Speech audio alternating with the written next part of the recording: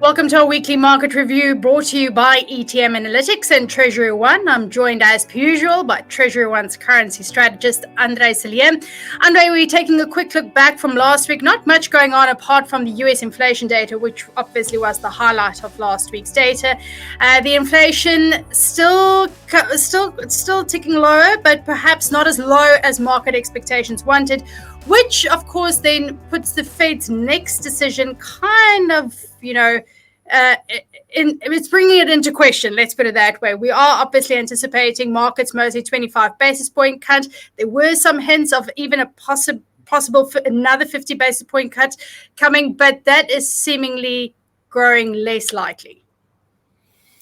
Yes, good morning. An interesting one, and I must be careful now because I'm criticizing myself because I'm part of markets.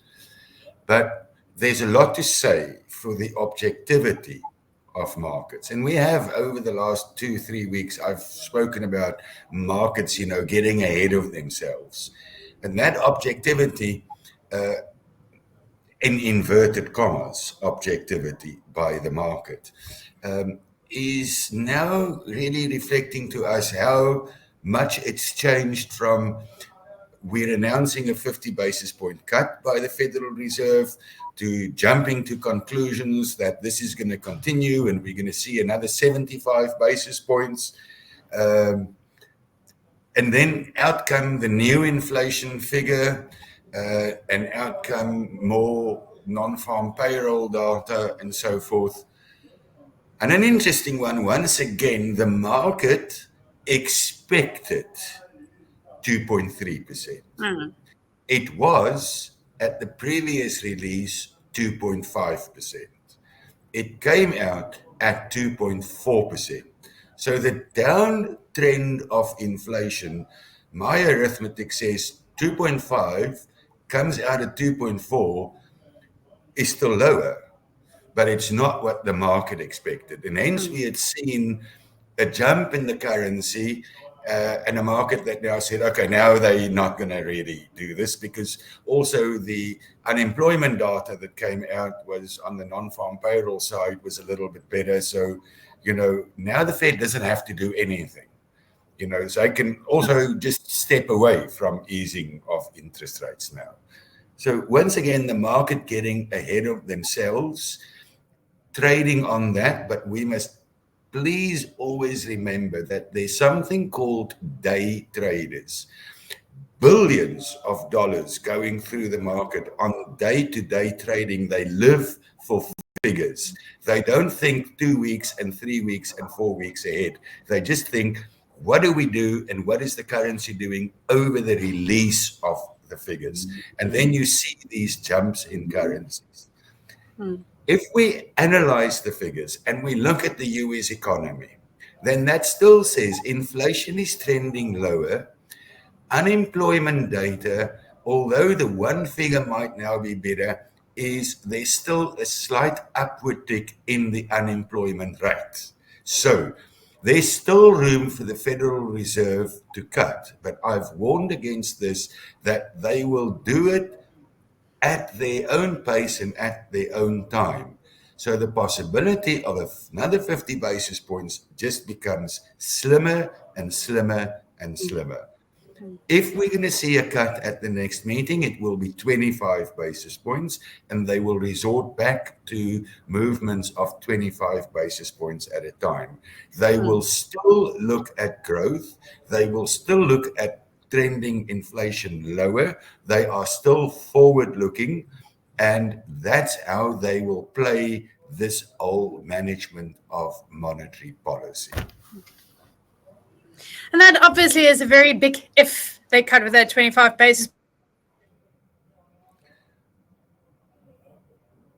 point. You at the moment, the central bank making their rate decision, likely to continue with their cutting trend again this week, with the focus of being more concerned about growth in the EU. We see, for example, last week, Germany's authorities, they came out officially saying, or they now believe that there might be another recession this year that came after they actually just expected a stagnant economy. So Germany not doing that great, which is obviously the engine house for Europe. And the ECB, of course, taking note, and like I said, likely to continue with their cutting cycle this week.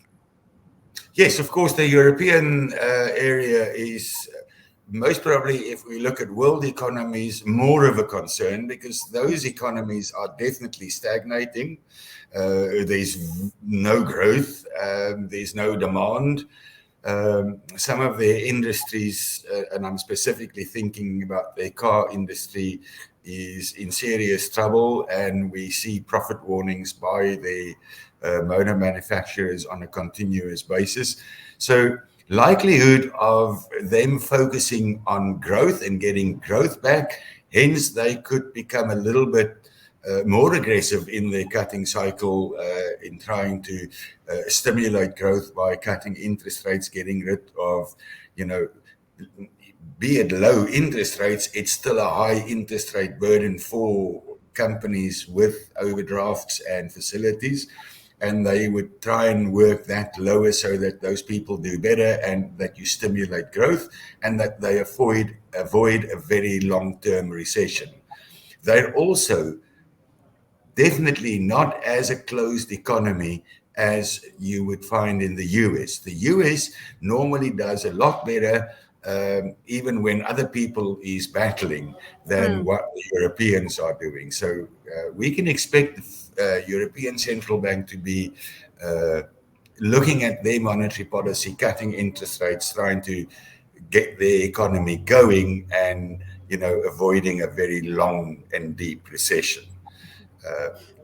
And that's an interesting one, but we'll get to that just now when we speak about the Rand and what could happen to the Rand. Before we get to the Rand, there's just another thing to point out that's coming out this week is, of course, China's GDP figures. We know the behemoth that is the Chinese economy is struggling to gain real economic traction, at least economic growth like we've become accustomed to over the past 2 decades. They're possibly finding themselves in a deflationary trend. But for anyone that is interested, actually, ETM Director George Klenos and myself had a big discussion on China. It is available also on our YouTube channel. But I am with the currency strategist. So I know the ZAR, the Rand had some support last week, which was a bit strange, but what's going on? Yes, what's going on? Well, I started off by saying, when that inflation figure came out, we saw a dollar strengthening and a euro weakening and the Rand jumping up to higher levels again. And then just, we're back at the 1745. We were even below that a little earlier in the morning. So what's happening? Well, I spoke about the euro area. I spoke about possibly not such big movements in changes of interest rates in the US anymore. And that all holds up very well for a dollar that might not be in for this massive weakening that a lot of people anticipated.